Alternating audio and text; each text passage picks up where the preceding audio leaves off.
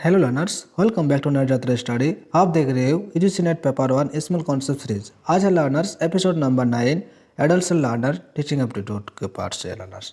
तो learners, video शुरू करने से पहले चैनल में नहीं हो तो चैनल को सब्सक्राइब करके रखना, क्योंकि हम डेली बेसिस में आपके लिए वीडियो ले आते हैं जिससे एग्जाम जो UGC NET paper 1 small concept series और साथ ही साथ हम शॉर्ट वीडियो के साथ और लॉन्ग वीडियो के साथ आपको तैयार कराते हैं।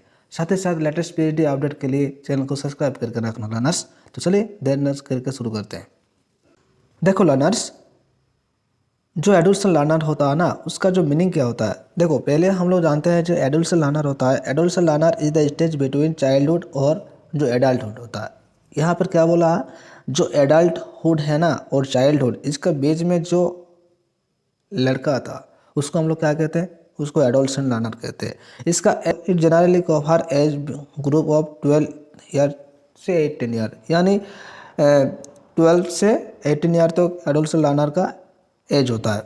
This stage mark bye rapid physical, emotional, social और मेंटल चेंज। और इन स्टेज ही क्या होता है लर्नर्स, जो स्टूडेंट जो लर्नर होता है ना, उसका क्या होता है, फिजिकल चेंजेस होता है, इमोशनल चेंजेस होता है, सोशल चेंजेस होता है और मेंटल चेंजेस होता है। जो एडोलसेंट होता है ना, उस लर्नर का नीड होता है प्रॉपर गाइडेंस और सपोर्ट ऑफ लर्निंग। तो लर्नर्स, जो एडोलसेंट लर्नर हम लोग देखा, उसका जो 4 टाइप्स होता है, 4 क्लासिफिकेशन क्या क्या होता है। पहले एकेडमिक होता है, जो एकेडमिक, उसके बाद सोशल, कॉग्निटिव और इमोशनल जो कैरेक्टरिस्टिक होता है। ये एनटीए नेट में हर बार आता है लर्नर्स। ये एनटीए का फेवरेट टॉपिक्स है, क्योंकि आप मिस कर सकते हो तो 2 नंबर आपका मिस हो जाएगा। तो लर्नर देखो, ये जो इसका 4 कैरेक्टरिस्टिक क्लासिफिकेशन होता है, तो क्या क्या होता है। पहले होता है लर्नर्स एकेडमिक कैरेक्टरिस्टिक। तो एकेडमिक कैरेक्टरिस्टिक का कौन कौन सा ऐसे करेक्टर होता है। देखो लर्नर, जो एडोलसेंट लर्नर होता है ना, उसका एकेडमिक कैरेक्टर होता है interest in new and challenging subject develop. यानी एडोलसेंट लर्नर होता है ना, क्योंकि वो 12 से 18 ईयर तक ये ईयर होता है। तो इस सेशन में वो क्या करता है लर्नर, उसका जो न्यू चैलेंजिंग जो सब्जेक्ट होता है ना, उस सब्जेक्ट में चैलेंज करके डेवलप करता है। कैन लर्न गाइडिंग, यानी ये कोई ऐसे सीखता है क्या, कुछ एब्स्ट्रैक्ट से और कॉन्सेप्ट से और गाइडेंस से। ये जो एकेडमिक क्या क्या और होता है, जो एडोलसेंट लर्नर होता है वो अटेंड करता है इस पर में भी अनस्टेबल। और क्या करता है, जो एडोलसेंट लर्नर एकेडमिक परफॉर्मेंस में भी फ्लूकेट और नीड मोटिवेशन। जो एडोलसेंट लर्नर, उसको क्या चाहिए, नीड मोटिवेशन चाहिए, एनकरेजमेंट फ्रॉम टीचर चाहिए लर्नर्स। इसके बाद देखो लर्नर्स, इसका जो सोशल कैरेक्टरिस्टिक होता है, सोशल कैरेक्टरिस्टिक क्या क्या होता है। देखो, जो एडोलसेंट लर्नर का सोशल कैरेक्टरिस्टिक होता है, देखो पीर ग्रुप बिकम्स वेरी इंपॉर्टेंट। यहाँ पर एक पीर ग्रुप बहुत ही इंपॉर्टेंट रोल आता है। उसके बाद देखो एडोलसेंट लर्नर क्या होता है, desire for social acceptance and recognize. ये डिजायर करता है, उसका डिजायर रहता है, स्वप्न रहता है, क्या रहता है, सोशल एक्सेप्टेंस और रिकॉग्नाइजेशन। और क्या होता है, जो एडोलसेंट लर्नर होता है वो डेवलप स्ट्रॉन्ग फ्रेंडशिप। इस टाइम में जो एडोलसेंट लर्नर होता है उसका जो फ्रेंडशिप बहुत स्ट्रॉन्ग होता है। और वो क्या कर सकता है, मैं show religious behaviour toward authority और लाइक ग्रुप एक्टिविटी और टीम वर्क। यहाँ पर वो क्या कर सकता है, लाइव ग्रुप एक्टिविटी कर सकता है और टीम वर्क में वो ज़्यादा स्ट्रॉन्ग होता है लर्नर्स।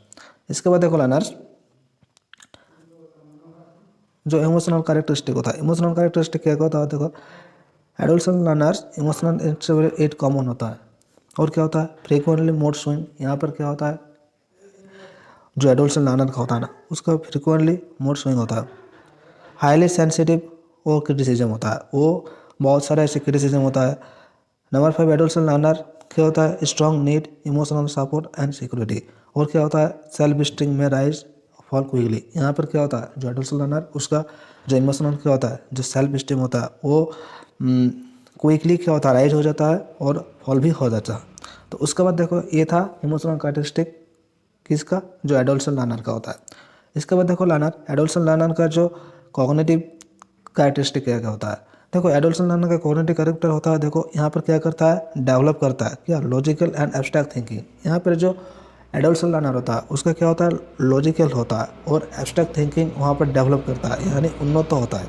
उसके बाद क्या होता है, एडोलसेंट लर्नर क्यूरियोसिटी, उसका क्यूरियोसिटी होता है। और क्या होता है, देखो क्वेश्चनिंग एटीट्यूड इंक्रीज, यानी वहाँ पर स्टूडेंट उत्साहित होता है और क्या होता है adolescent learner ability to reason to analyse improve. वहाँ पर क्या होता है कोई ऐसी चीज़ निकलता है, रीजन निकलता है और उसको एनालाइज करता है और उससे वो इम्प्रूव होता है।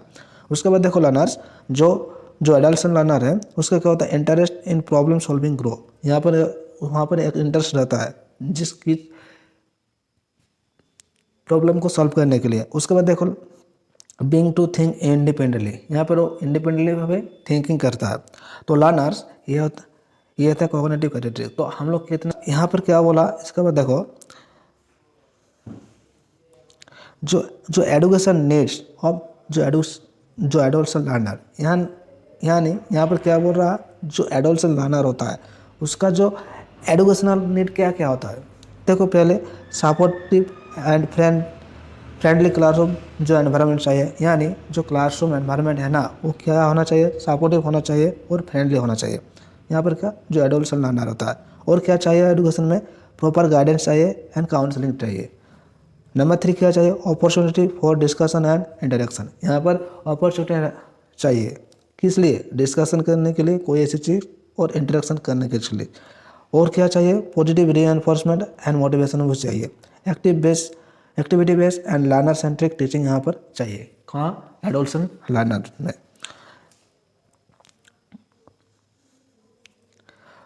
तो लर्नर टीचर का क्या रोल होता है, जो एडोलसेंट लर्निंग होता है यहाँ पर टीचर का क्या क्या रोल होना चाहिए।